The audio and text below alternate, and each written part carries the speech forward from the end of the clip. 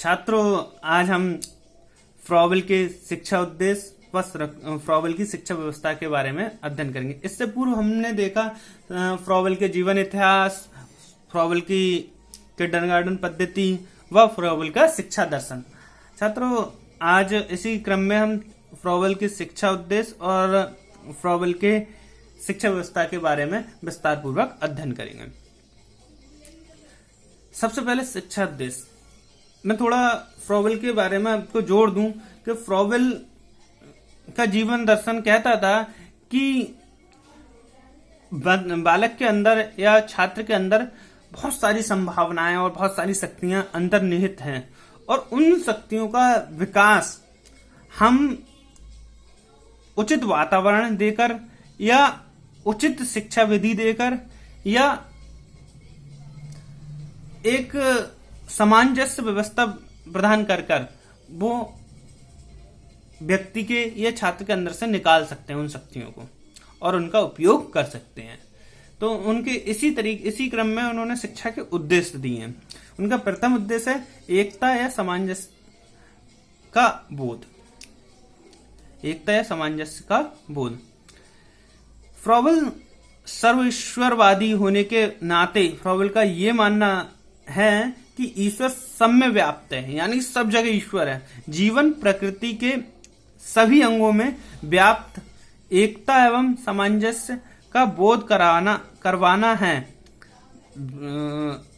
कि ही शिक्षा का उद्देश्य है। शिक्षा का उद्देश्य क्या है कि हमारे संपूर्ण जीवन में, प्रकृति में, व्यक्ति में ईश्वर है और उस ईश्वर को सामंजस्यता के बोध कराकर ही प्राप्त किया जा सकता है। ठीक। उसके बाद है स्वतंत्रता एवं आंतरिक संकल्प शक्ति का विकास।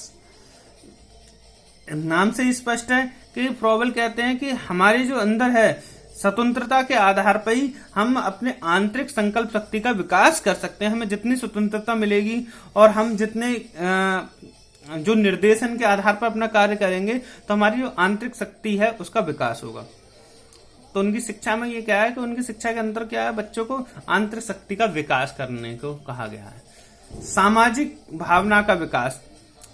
चूंकि फ्रॉवेल अपने बचपन काल में ही उनकी जो स्थितियां थी उन्हें अच्छी नहीं मिल पाई और उनकी माता का भी देहांत हो गया, मामा ने उनको पालन पोषण किया, तो वो कहते हैं कि सामाजिक भावना बहुत ज्यादा हमारी शिक्षा व्यवस्था पर प्रभाव डालती हैं। जिस तरीके की समाज हमारे अंदर भावना उत्पन्न करेगा, समाज हमारा अच्छा होगा, अच्छा वातावरण होगा समाज का, तो वो हमारी शिक्षा पर उसी तरीके से प्रभाव डालेगा। तो सामाजिक भावना, आपस में अच्छी भावना, प्रेम से रहने की भावना, एक दूसरे को विकास करने की भावना, एक दूसरे को पीछे ना करने की भावना के साथ ही शिक्षा का उद्देश्यों को प्राप्त किया जा सकता है। आध्यात्मिक प्रकृति का विकास। फ्रॉवेल सर्वईश्वरवादी थे, वो ईश्वर को सब जगह मानते थे कि हर जगह ईश्वर है। तो वो कहते थे आध्यात्मिक प्रकृति के विकास के अभाव में शिक्षा के उद्देश्यों को प्राप्त नहीं किया जा सकता। यानी कि हमें आध्यात्मिक होना पड़ेगा, ईश्वर को मानना पड़ेगा। बिना ईश्वर के सब कुछ शून्य है, कल्पना के विहीन है। चरित्र निर्माण। फ्रॉवेल ने चरित्र निर्माण को एक शिक्षा का मुख्य उद्देश्य माना है। उन्होंने कहा है कि बिना चरित्र के शिक्षा का कोई मूल्य नहीं है। ठीक। फ्रॉवेल का शिक्षा व्यवस्था, मैंने अभी आपको कल की वीडियो में बताया था कि फ्रॉवेल की जो शिक्षा व्यवस्था है वो किंडरगार्टन पर ज्यादा आधारित है। किंडरगार्टन उन्होंने बचपन में जो प्री शिक्षा प्रणाली है, यानी कि जो एजुकेशन से पहले शुरुआत होती है, 2 से 7 वर्ष के लिए एक अच्छी पद्धति बनाई थी, तो उसके आधार पर ज्यादा ध्यान दिया। परंतु हम दर्शन पढ़ रहे हैं तो उन्होंने दर्शन के लिए भी बताया है कि हमारे जो पाठ्यक्रम है वो 4 चीजों पर ध्यान रखना चाहिए। यानी कि धर्म एवं धार्मिक शिक्षा, धर्म का ज्ञान होना चाहिए।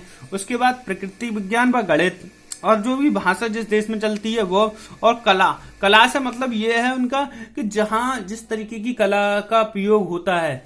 कला से मतलब ये नहीं है कि पेंटिंग या कोई और कलात्मक कार्य, जैसे व्यवसाय हो, जैसे बढ़ई, कारीगर या जो टेक्निक आवश्यकता है, जिस समय जिस देश में जैसी आवश्यकता है, उस आत्मक हमें कलात्मक रूप में ढलना है।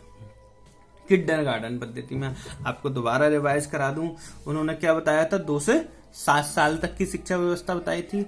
उन्होंने मुख्य चीजें मैं आपको दोबारा बता देता हूं। उन्होंने कहा कि छात्रों को पहले पढ़ना फिर लिखना सिखाना चाहिए पाठ्यक्रम में।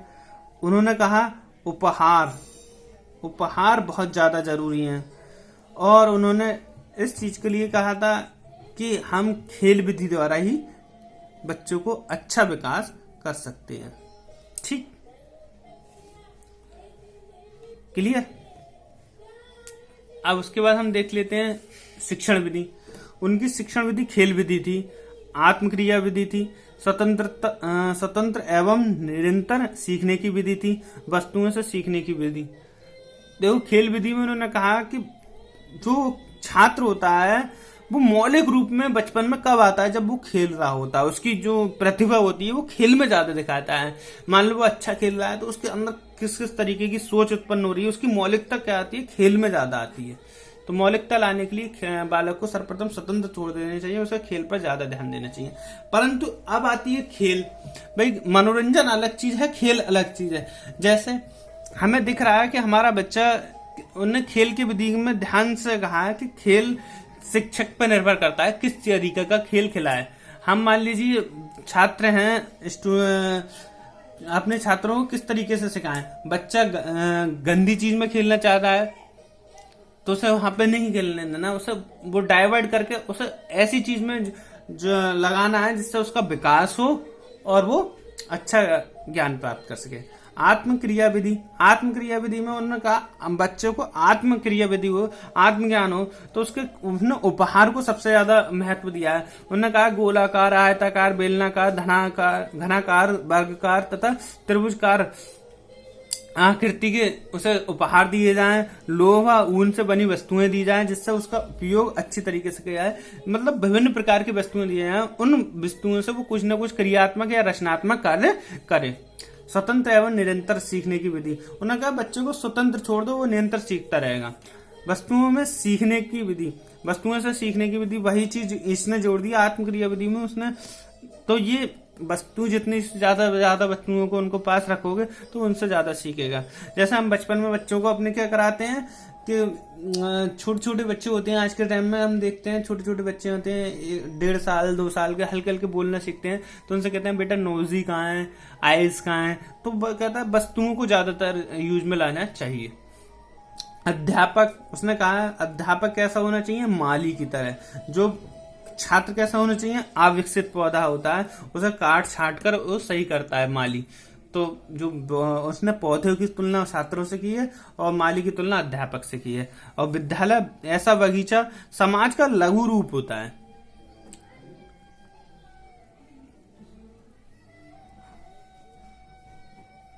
परिवार का बड़ा रूप,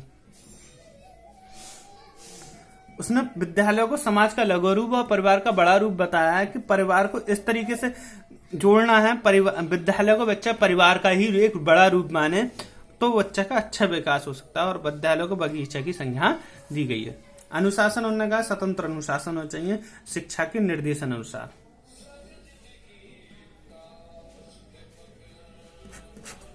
थैंक यू वेरी मच।